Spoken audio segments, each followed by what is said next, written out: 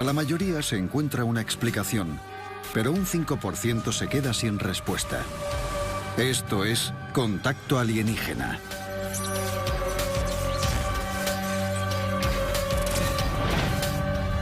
Contacto Alienígena.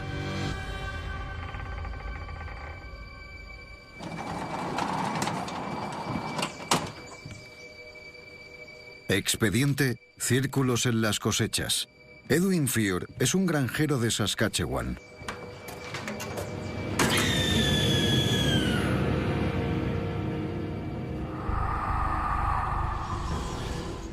Qué miedo, Gary. Su vecino, Gary, solía gastarle bromas pesadas. Chris Rutkowski, astrónomo y ufólogo. Edwin Furr era un granjero y cuando los granjeros se conocen son amables los unos con los otros. Se ayudan en todo. Él y su vecino solían gastarse bromas pesadas continuamente. ¿Edwin? Era domingo. Y para la mujer de Edwin Furr era un día sagrado. Vas a llegar tarde a la iglesia. Parece que va a llover. Vístete.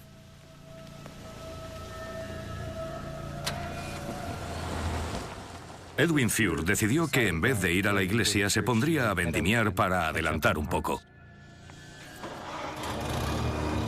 30 de septiembre de 1974, Langenborg, Saskatchewan. Edwin Furr había trabajado en ese lugar con su familia desde siempre. Se solían dividir los trabajos. Era muy común que las familias siguieran las tradiciones ganaderas en el mismo trozo de tierra durante varias generaciones.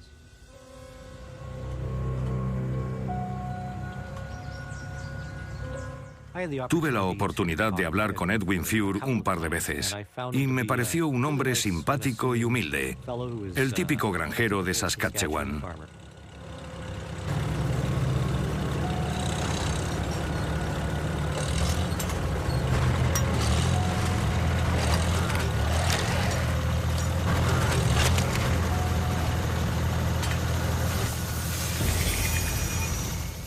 Notó que a un lado del terreno, no demasiado lejos, algo relucía bajo el sol.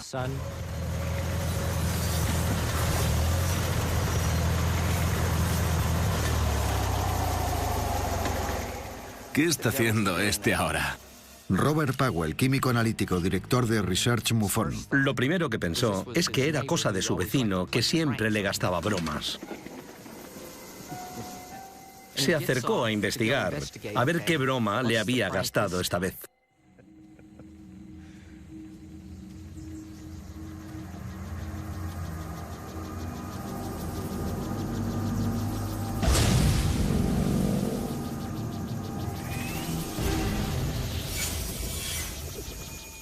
Cuando se acercó, vio algo que daba vueltas.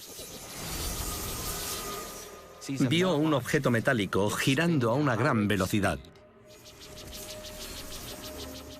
Lo describió como un objeto metálico como de aluminio bruñido. Era liso.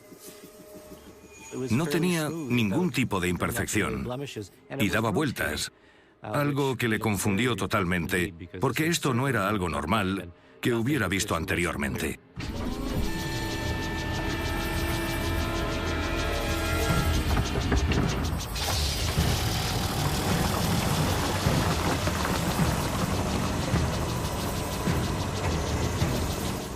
También pudo ver una especie de tubo o caña que le sobresalía.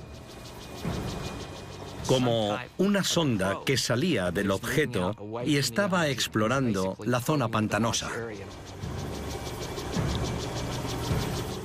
No hacía más que darle vueltas. ¿Qué era esto? ¿Era real? ¿Estoy imaginándome cosas? ¿Qué debería hacer? Entonces se dio cuenta de que estaba solo. No había nadie alrededor. Estaba solo y empezó a sentir miedo, ansiedad.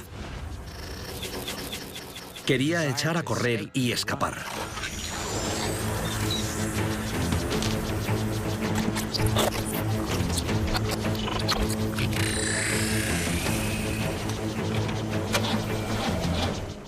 Cuando se subió al tractor no arrancaba. Era como una película de ciencia ficción. Metió la llave y arrancó, pero no pudo ponerlo en marcha. No sabía si era culpa del objeto o si lo había provocado su miedo.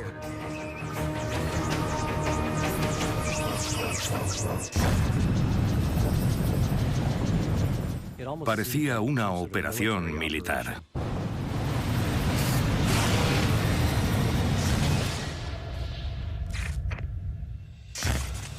Mientras trabajaba en el campo, el granjero Edwin Furr se encontró un extraño objeto que daba vueltas.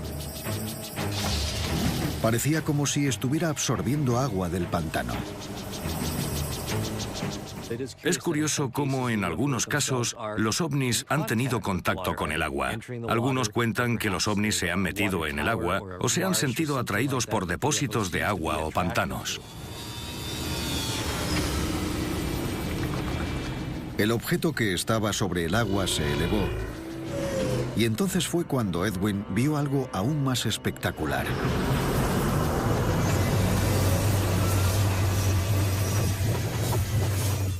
Vio 4 objetos más, todos girando a una gran velocidad.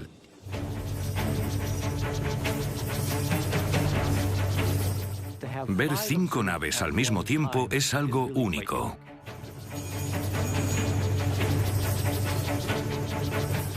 Los objetos parecían tazas al revés, con un borde o ribete. Medían 1,5 metros más o menos de alto y unos 3 metros de ancho. No emitían ninguna luz, ni hacían ningún ruido. No existe un mecanismo de propulsión así de silencioso. Este caso en particular es interesante porque sucedió durante el día y a una distancia muy corta.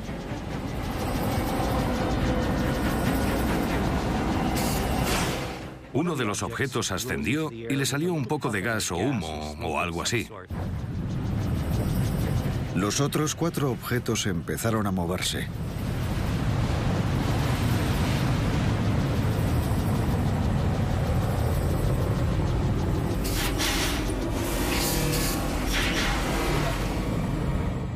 Luego ascendieron los demás. Era como una especie de operación militar. Los 5 objetos estaban a unos 60 metros de altura y se quedaron ahí durante 1 minuto o 2. Edwin también se quedó estupefacto por el espectáculo en el aire.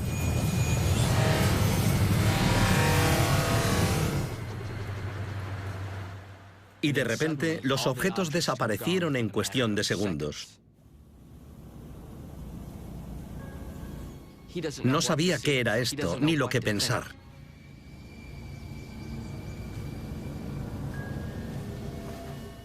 No podía ser un dron o algo de ese estilo, porque esto sucedió en los años 70, y en aquellos tiempos no existía ningún tipo de dron que pudiera explicar lo sucedido.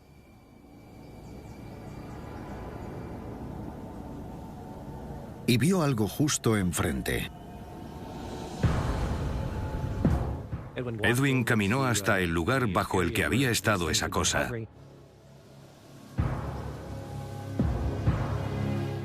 Descubrió que la hierba estaba aplastada y arremolinada.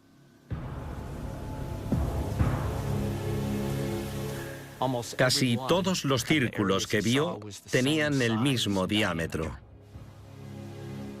Si esto hubiera sido una nave de las que conocemos, hubiera sido un cohete o algo de gran potencia, la hierba habría acabado carbonizada, pero no había marcas de quemaduras. No había nada, salvo el movimiento que el objeto había provocado en la hierba. Lo interesante de este caso es que podría ser el primero de lo que luego conocimos como círculos en las cosechas.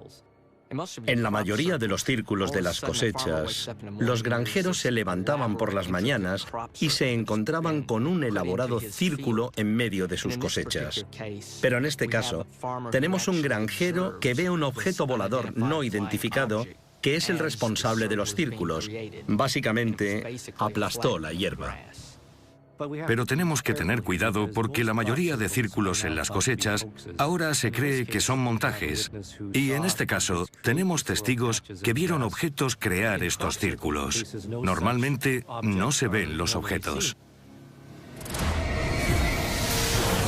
Los círculos en la cosecha dan lugar a una investigación. Cuando la policía montada de Canadá examinó el lugar, no encontró pruebas de que los círculos hubieran sido hechos por el hombre. 2 días después del avistamiento de Edwin Fjord, se encontró un sexto círculo cerca del quinto. 2 semanas después apareció el séptimo. En un par de semanas se informó de 15 círculos en 7 lugares distintos de Saskatchewan. La Policía Montada de Canadá envió las pruebas al Consejo de Investigación Nacional Canadiense, quienes alegaron que los círculos eran anillos de hadas, un círculo de hongos que matan a las plantas. Pero muchos expertos rechazan esa teoría, porque los anillos de hadas no suelen tener una forma regular, y a pesar de que dejan marcas en la vegetación, nunca se había visto un remolino en sentido de las agujas del reloj.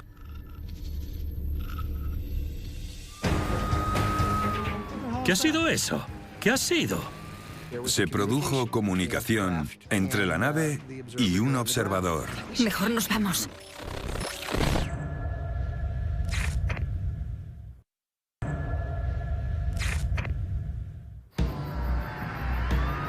Expediente Boomerang. Atención, jefe. Los agentes ya están en la escena. Es en la calle Chester. Recibido, ETA 2 minutos. El jefe, Dave Athins, responde a una llamada a emergencias. 12 de julio de 1984, Danbury, Connecticut. Aquí está. Muchísimas gracias. Muy bien, Sasha. Gracias. Aquí tienen, de nada.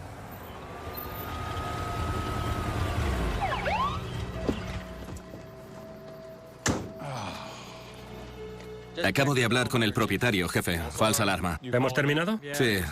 ¿Nos tomamos un café? ¿Por qué no? Esto está muy tranquilo. Sí. ¿Viste el partido anoche? No, estaba trabajando. Danbury es una ciudad tranquila en el borde de Connecticut y Nueva York. Está a unos 30 kilómetros del río Hudson. David Marler, autor de Triangular UFOs. El Hudson Valley incluye el norte de Nueva York. Es una zona con bastante afluencia, gente muy educada. Es una zona de gente de negocios. Estoy hecho polvo. Esos niños no se cansan. ¿Qué diablos es eso?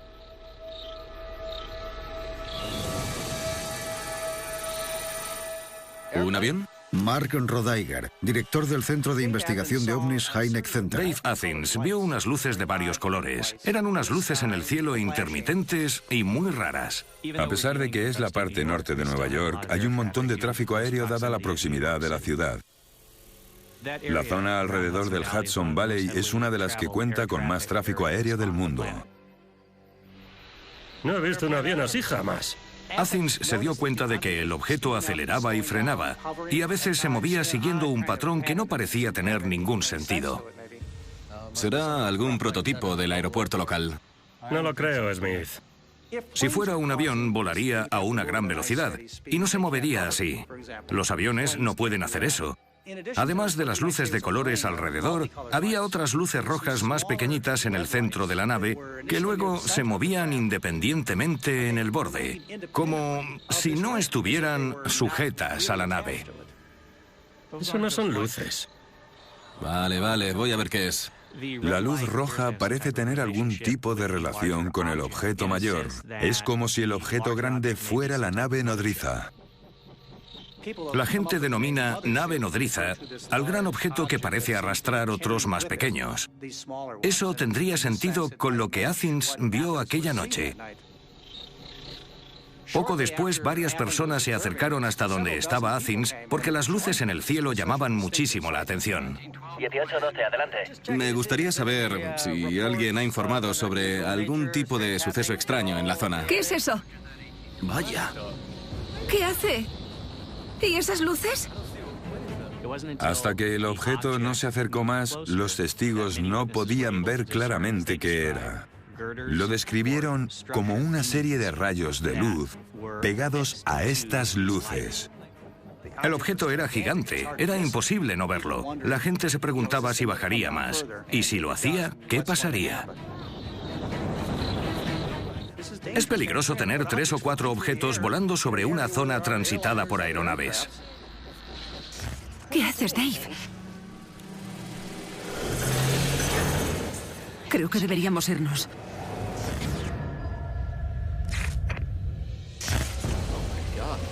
En Danbury, Connecticut, un grupo de gente vio una extraña nave con forma de boomerang volando a menos de 500 metros de altitud. Los testigos describieron algo inquietante. Se sentían observados. Era como si hubiera algún tipo de conexión con lo que fuese que operaba estos objetos.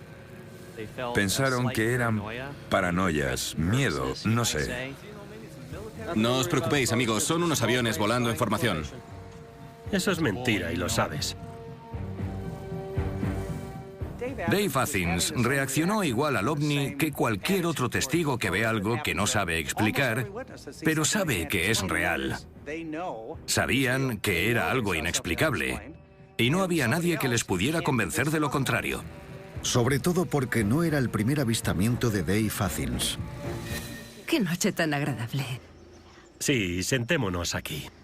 4 meses antes, Aquí se está bien.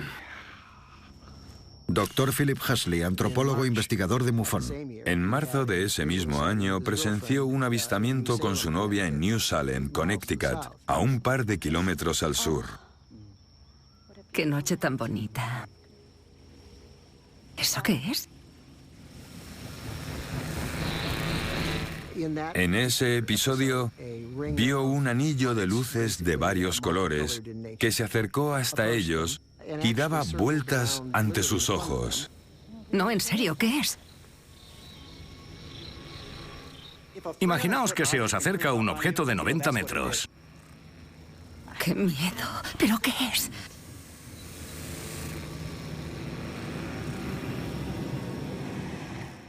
Como era un hombre intrépido y le encantaba la aventura, decidió hacerle señales con su linterna. ¿Qué haces, Dave?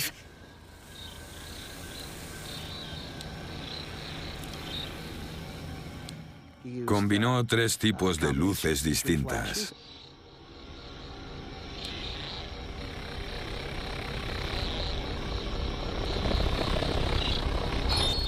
Y le devolvieron los destellos. Era como si el testigo y la nave se hubieran comunicado. Creo que deberíamos irnos. Han vuelto. Y ahora, Dave Athens estaba reviviendo esa extraña experiencia. Al verlo la segunda vez, te convences aún más de que es real. Ya no se puede negar. Los testigos se preguntaban si se trataba de una nave militar secreta. Si era una nave militar secreta, ¿por qué llevaba esas luces que le hacen parecer un árbol de Navidad? Y segundo, ¿por qué la aprueban sobre una zona que desde siempre ha tenido muchísimo tráfico aéreo? No tiene demasiado sentido. Y desapareció. Amigos, eran unas avionetas, os lo aseguro. No os preocupéis, volved a casa.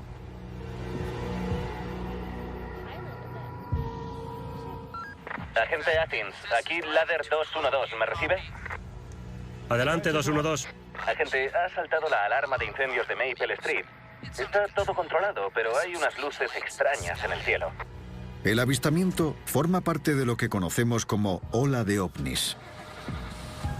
En el mundo de los ovnis, se denomina ola de ovnis cuando numerosos testigos informan de avistamientos en una zona localizada.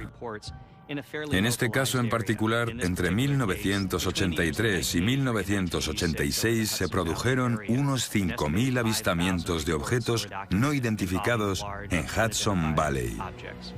Han declarado tanto bomberos, policías, como funcionarios, empresarios, directores generales de compañías. Los testigos son gente fiable y con preparación, así que estos testimonios no se pueden obviar. Días después del incidente de Danbury, varios guardas de seguridad informaron de un avistamiento en la planta de energía nuclear Indian Point. Llamaron a la Guardia Nacional porque temían un posible ataque terrorista, pero el objeto desapareció antes de poder ser captado o identificado. Los escépticos dicen que tanto las luces como las extrañas formas triangulares fueron obra de un grupo de pilotos de Cessna. Un par de pilotos locales admitieron que volaron a baja altitud por el Hudson Valley la noche de los avistamientos. Pero el tamaño y la variación de velocidad no encajan con ningún tipo de aeronave. La ola de avistamientos sobre el Hudson Valley surgió en 1984 y continuó hasta los años 90, dando lugar a una de las olas de avistamientos de ovnis más largas de la historia. Hoy sigue sin haber explicación para estos avistamientos.